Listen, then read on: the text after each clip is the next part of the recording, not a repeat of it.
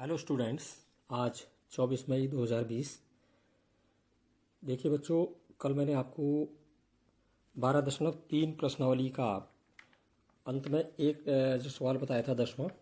11वां सवाल मैंने आपके लिए छोड़ रखा है। आप उसको बनाएंगे और अगर आप नहीं बना पा रहे हैं या नहीं हो पा रहा है तो आप मुझसे फिर ग्रुप में पूछ लेंगे। इसको मैं दोबारा आपको हल करके बताऊंगा। तो सरल सवाल है, आप बना लेंगे, मुझे विश्वास है। तो बच्चों, मैं 12वां प्रश्न बता रहा हूँ। ये 12वां प्रश्न देखिए क्या है। दी गई आकृति में ओ ए सी बी केंद्र ओ और त्रिज्या 3.5 सेमी वाले एक वृत्त का चतुर्थांश है।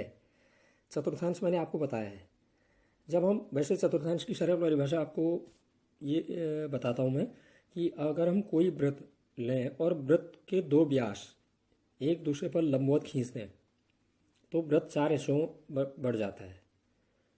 और क्योंकि लंबवत है व्यास एक दूसरे के, तो केंद्र पर बना कोण प्रत्येक कोण 90 अंश आएगा। तो इस तरह के 4 जो बराबर हिस्से बने एक वृत्त के, वही चतुर्थांश कहलाते हैं। अर्थात चतुर्थांश भी एक त्रिज्यखंड है। 90 अंश का त्रिज्यखंड वो चतुर्थांश होता है। अब आगे कह रहा है यदि ओडी बराबर 2 सेमी है तो निम्नलिखित के क्षेत्रफल ज्ञात कीजिए। चतुर्थांश ओ ए सी बी का क्षेत्रफल निकालना एक तो, नंबर 2 छायांकित भाग का क्षेत्रफल। बच्चों, ये चित्र मैंने बना रखा है यहाँ पर और इसमें छायांकित भाग मैंने काली स्याही से छाया कर रखी है उसमें, ठीक है ना। तो यहाँ पर जो हमारा चतुर्थांश है उसका नाम है ओ ए सी बी। नाम के लिए खाली सी लिख दिया है उधर चाप पर।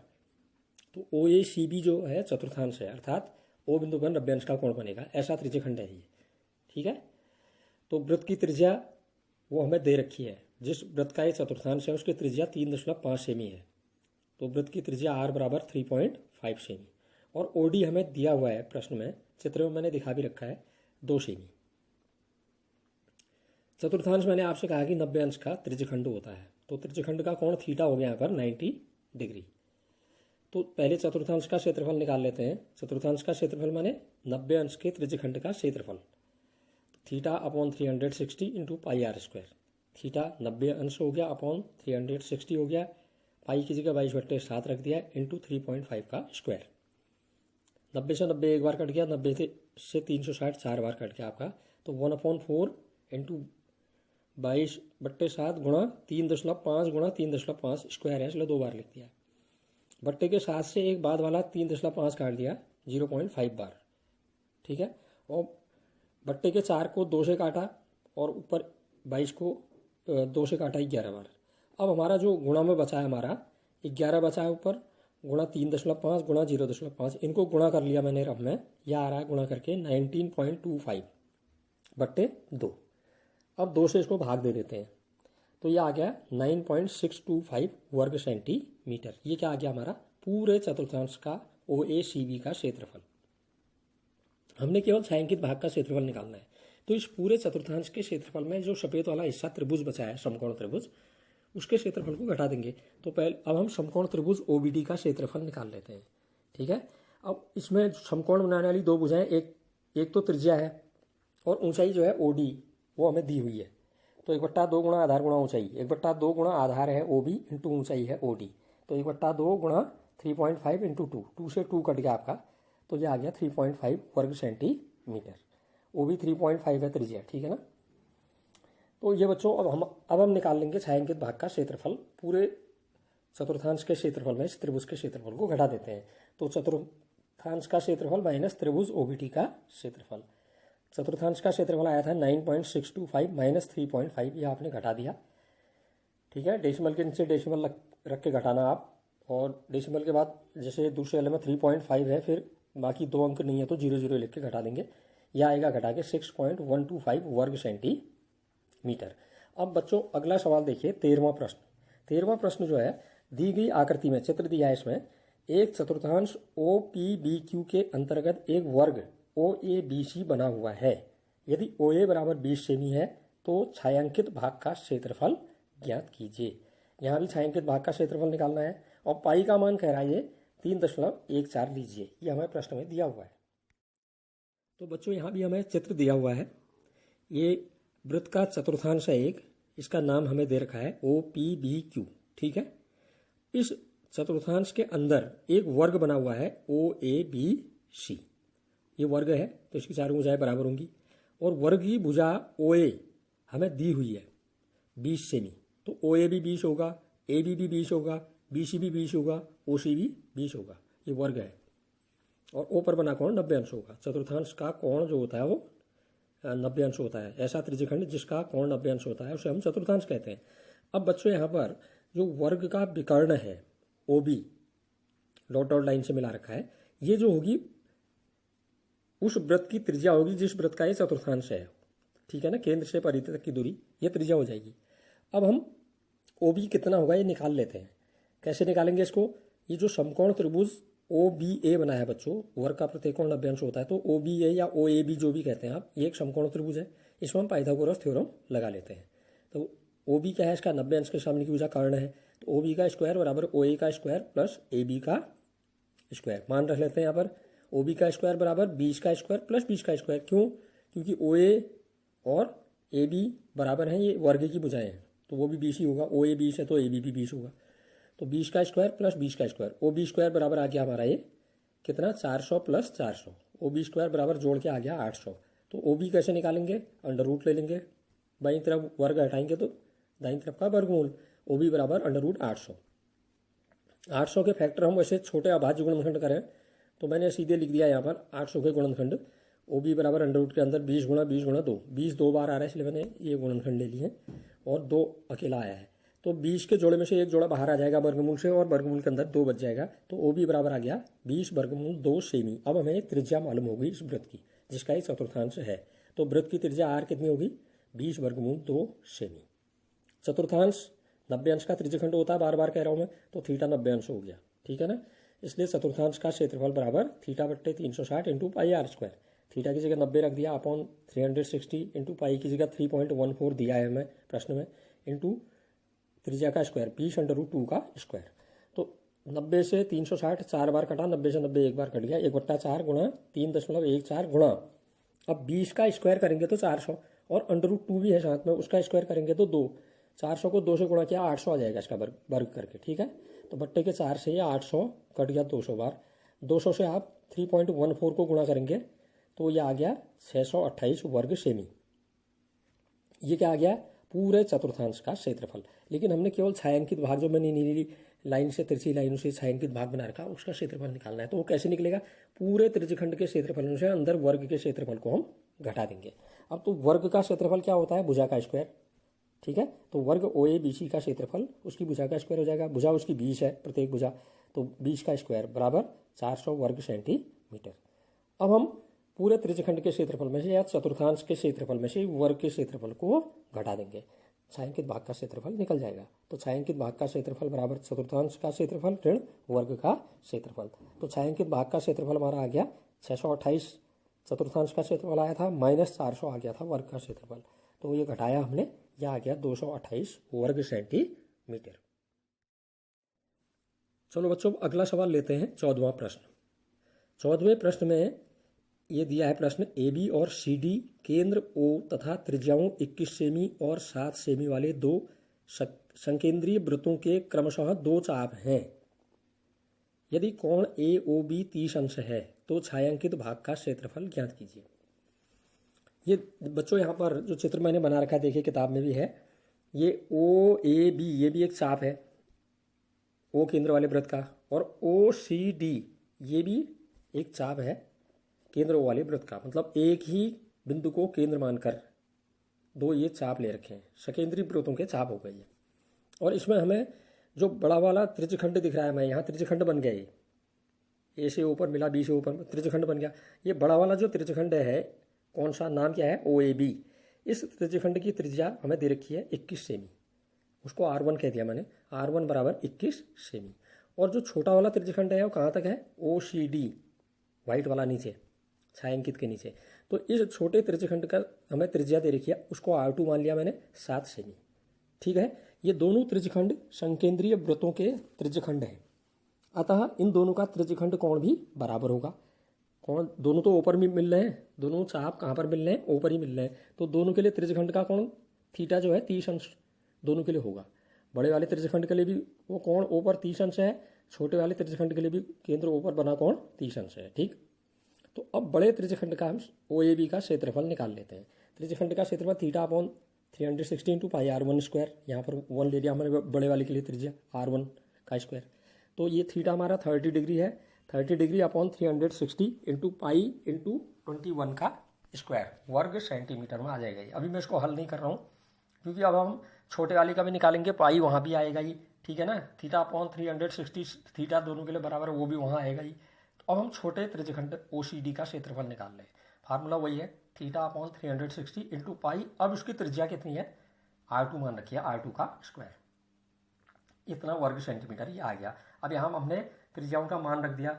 बड़े वाले त्रिज्यखंड में R1 जो था 21 था, तो वो आ गया था हमारा 30 अपॉन 360 इंटू पाई इंटू 21 का स्क्वायर। यह आ गया हमारा छोटे वाले त्रिज्यखंड OCD के क्षेत्रफल में हमने मान रखा फार्मूले में, तो यह आ गया 30 अपॉन 360 इंटू पाई इंटू 7 का स्क्वायर। त्रिज्या उसकी 7 थी। हमने छायांकित भाग का क्षेत्रफल निकालना है, तो हम क्या करेंगे, बड़े वाले त्रिज्यखंड के क्षेत्रफल में से वो नीचे वाला जो सफ़ेद वाला छोटा त्रिज्यखंड है उसके क्षेत्रफल को घटा देंगे। मतलब त्रिज्यखंड OAB के क्षेत्रफल में से त्रिज्यखंड OCD के क्षेत्रफल को हम घटा देंगे, तो हमारा छायांकित भाग का क्षेत्रफल निकल जाएगा। तो छायांकित भाग का क्षेत्रफल क्या हो जाएगा, बड़े वाले त्रिज्यखंड का क्षेत्रफल क्या निकाला था हमने, 30 degree upon 360 into pi into 21 का स्क्वायर, माइनस छोटे वाले त्रिज्यखंड का क्षेत्रफल क्या था, 30 अपॉन 360 इंटू पाई इंटू 7 का स्क्वायर। अब इसमें देखिए कॉमन आ रहा है कुछ दोनों भागों में, 30 अपॉन 360 दोनों में है, पाई भी दोनों में है, ठीक है ना। इसको हमने कॉमन ले लिया, 30 अपॉन 360 इसको हमने कॉमन ले लिया बाहर, और पाई भी कॉमन ले लिया बाहर। 30 अपॉन 360 इंटू पाई ये कॉमन आ गया, तो ब्रैकेट के अंदर क्या बच गया हमारा, 21 का स्क्वायर माइनस 7 का स्क्वायर। अब 30 से ऊपर 30 एक बार कटा, 30 से 360 12 बार कट गया, तो 1/12 गुणा पाई गुणा 21 का वर्ग 441 माइनस 7 का वर्ग 49 ठीक। अब 1/12 गुणा पाई का मान रख दीजिए, अब 22/7 गुणा 441 में से आपका 49 घट गया, 49 घटा तो ये आ गया 392। ठीक, अब बच्चों यहाँ पर हमने भाग दे दिया है, 4 से भाग दिया मैंने नीचे 12 को 3 बार, 4 से भाग दिया मैंने 392 को 98 बार। ठीक, और बट्टे के 7 से 98 भी कट गया 14 बार, तो ऊपर क्या बच गया हमारा 22 गुणा 14, और बट्टे में केवल 3। 22 गुणा 14 कितना होता है, 14 28 का 8 2, 14 28 2 30, 308/3 वर्ग सेंटीमीटर। ये हमारे छायांकित भाग का क्षेत्रफल हो गया। अब बच्चों देखिए 15वां सवाल, ये बड़ा इंपॉर्टेंट सवाल भी है। दी गई आकृति में ABC त्रिज्या 14 सेमी वाले वृत्त का चतुर्थांश है तथा BC को व्यास मानकर एक अर्धवृत्त खींचा गया है। BC को व्यास मानकर अर्धवृत्त फिर बाहर से खींच दिया है, ठीक है। छायांकित भाग का क्षेत्रफल ज्ञात कीजिए। अब जो छायांकित भाग है देखिए आप जरा, ये त्रिज्यखंड से बाहर है, और जो हमने अर्धवृत्त खींचा BC को व्यास मानकर उसके अंदर है, त्रिज्यखंड से तो बाहर है। तो ये इतने भाग का हमने छायांकित भाग का क्षेत्रफल हमें निकालना है यहाँ पर, ठीक है। तो इस चित्र के अनुसार देखिए आप, ABC जो है वो चतुर्थांश, कौन से वृत्त का चतुर्थांश है, जिसकी त्रिज्या AB या AC है, वो हमें कितनी दी है त्रिज्या 14 सेमी। तो AB या AC ये इसको हमने R मान लिया त्रिज्या को, वो बराबर है 14 सेमी। चतुर्थांश हम जानते हैं 90 अंश का त्रिज्यखंड होता है, तो थीटा 90 अंश होगा यहाँ केंद्र पर बना A पर बना कोण। तो चतुर्थांश ABC का क्षेत्रफल हम निकाल लेंगे अब, थीटा बट्टे 360 इंटू पाई R स्क्वायर से। थीटा की जगह 90 रख दिया, अपॉन 360 इंटू पाई की जगह 22/7 इंटू त्रिज्या की जगह 14 का स्क्वायर।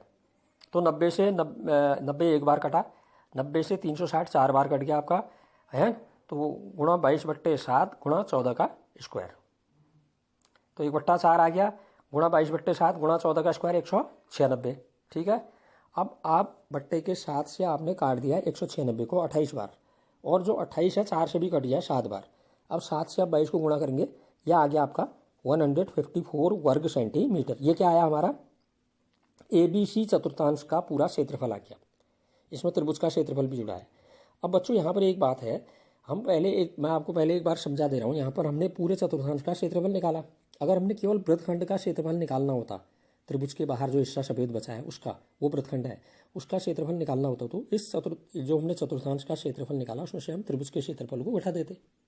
ठीक है, वो बाहर वाले व्हाइट क्षेत्र का वृत्तखंड का क्षेत्रफल आ जाता। अब हम बी सी तक जो अर्धवृत्त बनाया बी सी को व्यास मानकर उस अर्धवृत्त का क्षेत्रफल निकालेंगे। पूरे वृत्त का क्षेत्रफल पाई आर स्क्वायर होता है ना। तो अर्धवृत्त का पाई आर स्क्वायर बट्टे 2, उससे हम पूरे अर्धवृत्त का क्षेत्रफल निकालेंगे। उस अर्धवृत्त के क्षेत्रफल में से इस वृत्तखंड के क्षेत्रफल को हम घटा देंगे, तो हमारा छायांकित भाग का क्षेत्रफल बच जाएगा।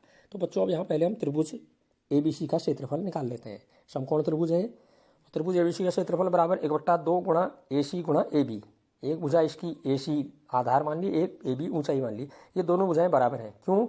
क्योंकि यह उस वृत्त की त्रिज्याएं हैं। जिस वृत्त का ये हमारा क्या चतुर्थांश था, ठीक है, वो त्रिज्या हमें 14 दी हुई है। तो ये आ गया 1/2 गुणा 14 AC भी 14 AB भी 14। 2 से 1 14 काट दो आप 7 बार, 14 से 7 गुणा हुआ आपका ये आ गया 98 वर्ग सेंटीमीटर। अब बच्चों यहाँ पर हम पाइथागोरस की थ्योरम लगाते हैं त्रिभुज ABC समकोण त्रिभुज में। क्यों? क्योंकि BC को व्यास मानकर हमने अर्धवृत्त खींचा है, तो त्रिज्या कितनी होगी उस BC की आधी। BC तो व्यास है, तो BC हमें मालूम नहीं है। तो समकोण त्रिभुज ABC में हम पाइथागोरस थ्योरम लगा रहे हैं। कर्ण कोण A 90 अंश है, उसके सामने BC कर्ण हो गया। कर्ण का वर्ग BC का स्क्वायर बराबर AC का स्क्वायर प्लस AB का स्क्वायर। तो BC का स्क्वायर बराबर AC भी 14 है, AB भी 14 है, वृत्त की त्रिज्याएं हैं। तो BC का स्क्वायर बराबर 14 का स्क्वायर प्लस 14 का स्क्वायर। तो BC स्क्वायर बराबर 196 प्लस 196। तो BC स्क्वायर जोड़ के आ गया इन दोनों को 392। इसलिए BC बराबर, अभी तो BC का स्क्वायर आया है तो अंडर रूट ले लेंगे दोनों ओर, तो BC बराबर अंडर रूट 392। ठीक है, तो BC को मैंने ऐसे लिख दिया है। वैसे 14 गुणा 2 मतलब 2 गुणा 2 गुणा 2 गुणा 2 गुणा 7 गुणा 7 गुणा 2 इस तरह से आते हैं इसके अभाज्य गुणनखंड। तो मैंने इसको शॉर्ट में लिख दिया है BC बराबर अंडर रूट 196 गुणा 2, क्योंकि 196 का पूरा वर्गमूल आ जाता है। तो 196 का वर्गमूल तो 14 बाहर ले लिया, वर्गमूल के अंदर 2 बच गया आपका। तो BC आ गया हमारा 14 वर्गमूल 2 सेंटीमीटर। BC क्या हुआ? इस अर्धवृत्त का व्यास जो बनाया बाहर से BC को व्यास मानकर, तो BC व्यास हो गया हमारा। अब BC जब व्यास है तो अर्धवृत्त की त्रिज्या इसकी आधी हो जाएगी, इसलिए BC को व्यास मानकर खींचे गए अर्धवृत्त की त्रिज्या, उसको R1 मान ले रहा हूँ मैं। ऊपर R माना था मैंने पहले, ठीक है ना, चतुर्थांश के लिए। तो इसको मैं R1 मान ले रहा हूँ। तो R1 बराबर 14 अंडर रूट 2 बट्टे 2, 2 से 14 कट गया 7 बार, तो ये आ गया 7 अंडर रूट 2 सेंटीमीटर। अब हम अर्धवृत्त का क्षेत्रफल निकाल लेते हैं।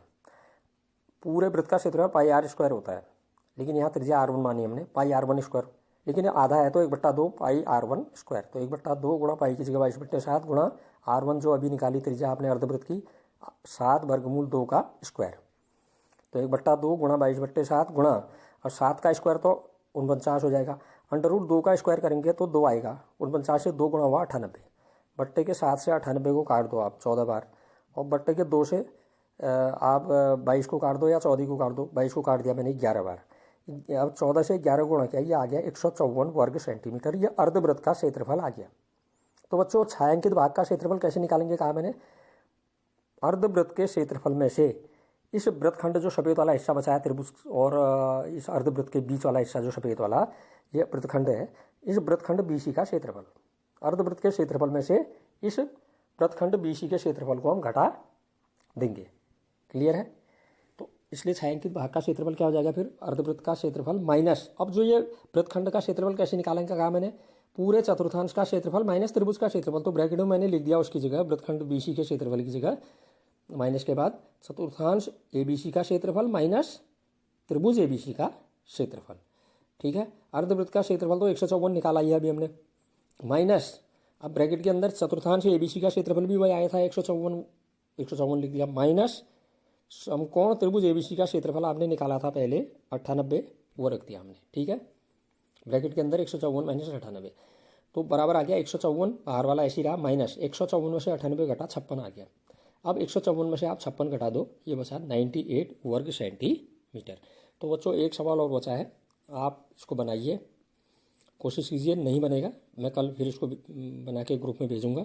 और बच्चों देखिए अभी शायद 26 तारीख को एक सचिव स्तर पर जो है शासन की एक मीटिंग होनी है, शिक्षा मंत्री और सचिव लोगों की और अधिकारियों की। तो शायद उसमें बोर्ड परीक्षा के संबंध में कोई चर्चा होनी है, तो जैसे ही सूचना मिलेगी मैं ग्रुप में आपको भेजूँगा। ठीक है बच्चों, और आप तैयार रहिए, अपनी तैयारी करते रहिए। परीक्षाएं जून के महीने में हो सकती हैं, तो इसलिए आप बिल्कुल तैयार रहिए। मई का महीना ख़त्म होने वाला है और जो बच्चे 9th से 10th में आए हैं मैंने उनको बार बार कह रखा है कि 5 चैप्टर तक आप अच्छी तैयारी कीजिए। वहाँ तक अगर आपको कहीं पर कोई सवाल में दिक्कत आ रही है आप ग्रुप में शेयर कीजिए। केवल प्रेजेंट होने से कुछ नहीं होगा, सवाल भी बनाइए। कोई चीज़ पूछनी है उसको शेयर करके पूछिए भी, ठीक।